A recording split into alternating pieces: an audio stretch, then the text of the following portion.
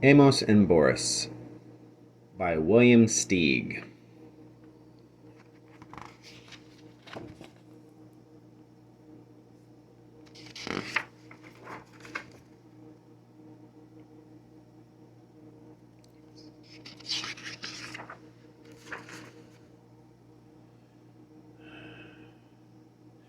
Amos, a mouse, lived by the ocean.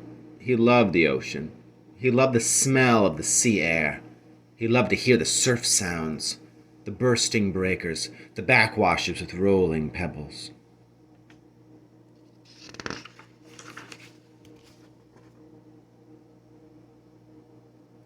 He thought a lot about the ocean, and he wondered about the faraway places on the other side of the water. One day he started building a boat on the beach. He worked on it in the daytime, while at night he studied navigation.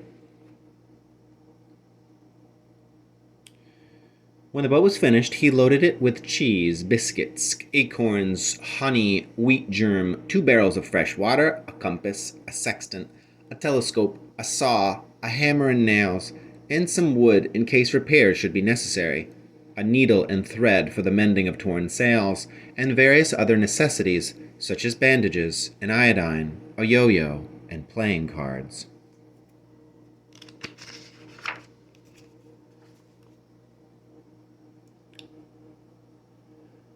On the 6th of September, with a very calm sea, he waited till the high tide had almost reached his boat.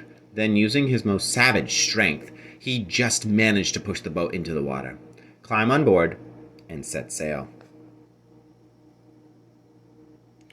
The Rodent, for that was the boat's name, proved to be very well made, and very well suited to the sea. And Amos, after one miserable day of seasickness, proved to be a natural sailor, very well suited to the ship. He was enjoying his trip immensely. It was beautiful weather. Day and night he moved up and down on waves as big as mountains, and he was full of wonder, full of enterprise, and full of love for life.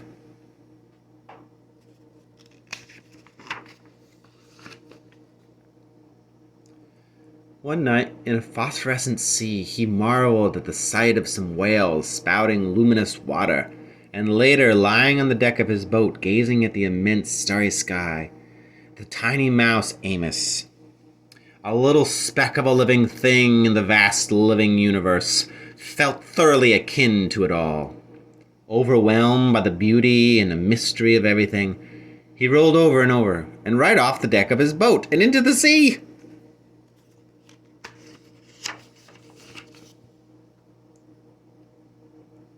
"Help!" he squeaked as he grabbed desperately at the rodent, but it evaded his grasp and went bowling along under full sail, and he never saw it again.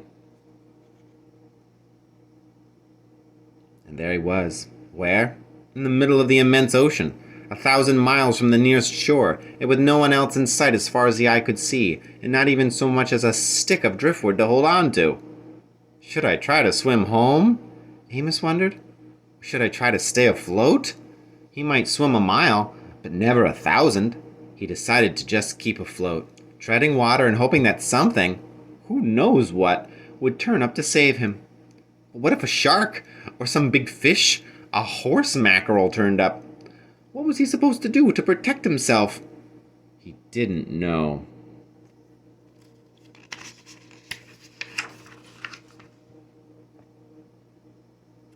Morning came as it always does. He was getting terribly tired. He was a very small, very cold, very wet, and worried mouse. There was still nothing in sight but the empty sea. Then, as if things weren't bad enough, it began to rain. At last the rain stopped, and the noonday sun gave him a bit of cheer and warmth in the vast loneliness. But his strength was giving out. He began to wonder if it would be like what it would be like to drown. Would it take very long? Would it feel just awful? Would his soul go to heaven? Would there be other mice there?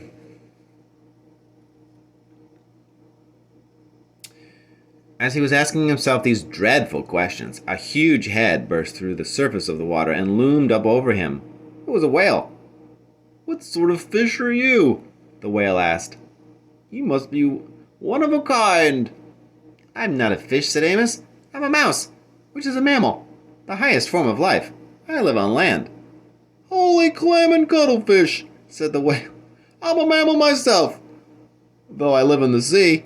Call me Boris," he added.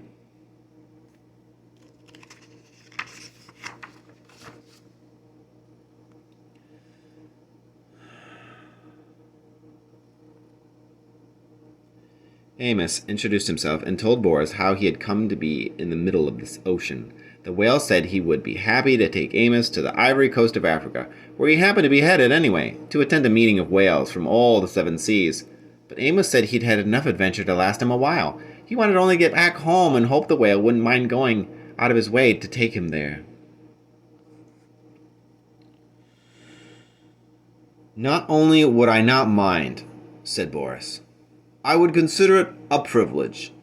What other whale in the whole world ever had the chance to get to know such a strange creature as you? Please climb aboard." And Amos got on Boris's back. "Are you sure you're a mammal?" Amos asked. "You smell more like a fish." Then Boris the whale went swimming along, with Amos the mouse on his back.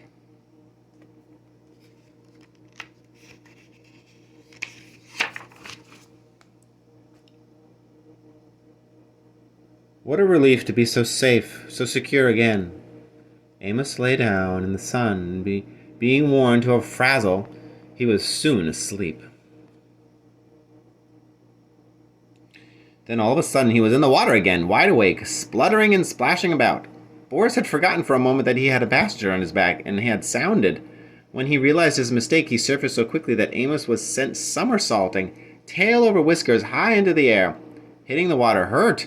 Crazy with rage, Amos screamed and punched at Boris until he remembered he owed his life to the whale, and quietly climbed on his back. From then on, whenever Boris wanted to sound, he warned Amos in advance and got his okay, and whenever he sounded, Amos took a swim.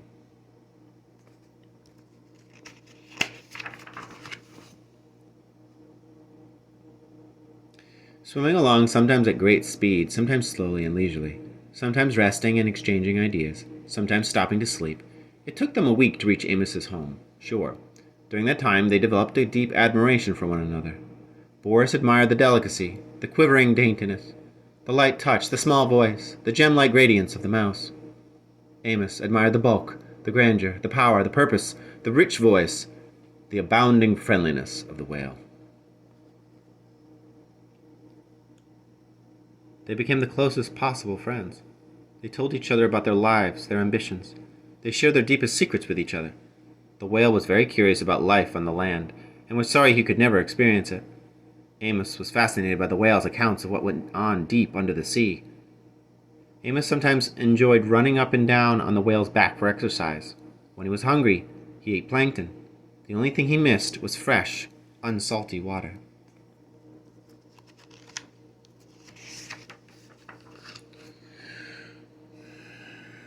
The time came to say goodbye. They were at the shore. "I wish we could be friends forever," said Boris.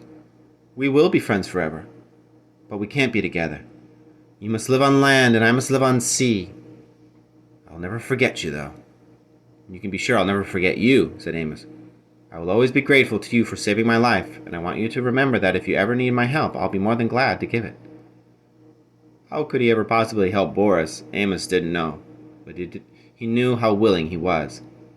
The whale couldn't take Amos all the way into land. They said their last goodbye, and Amos dived off Boris's back and swam to the sand. From the top of the cliff, he watched Boris spout twice and disappear. Boris laughed to himself. How could that little mouse ever help be? Little as he is, he's all heart. I love him, and I'll miss him terribly. Boris went to the conference off the ivory coast of Africa, and then they went back to life of whaling about, while Amos returned to his life of mousing around, and they were both happy.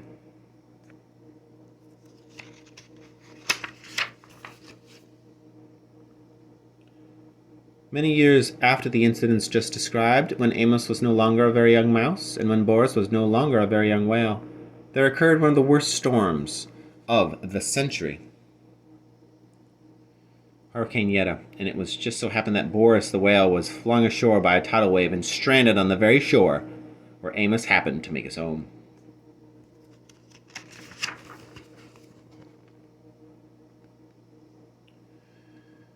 It also just so happened that when the storm had cleared and Boris was lying high and dry on the sand, losing his moisture in the hot sun and needing desperately to be back in the water, Amos came down to the beach to see how much damage Hurricane Yetta had done.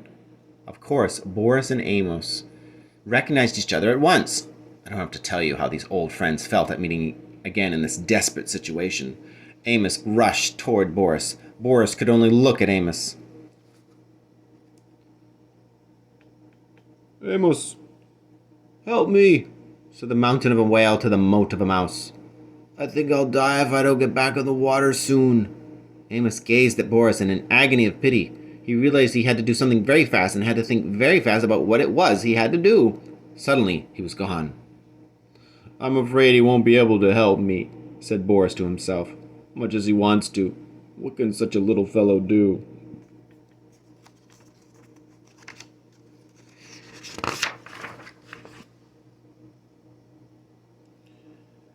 Just as Amos had once felt, all alone in the middle of the ocean, Boris felt now lying alone on the shore. He was sure he would die. And just as he was preparing to die, Amos came racing back with two of the biggest elephants he could find.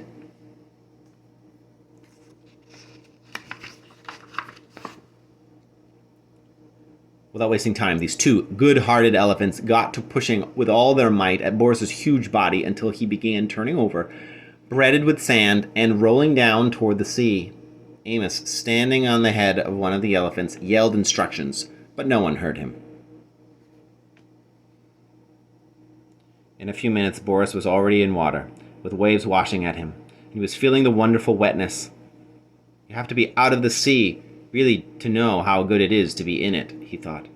That is, if you're a whale. Soon he was able to wiggle and wriggle into the deeper water.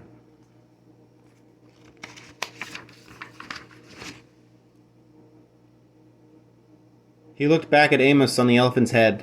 Tears were rolling down the great whale's cheeks. The tiny mouse had tears in his eyes, too. "Goodbye, dear friend," squeaked Amos.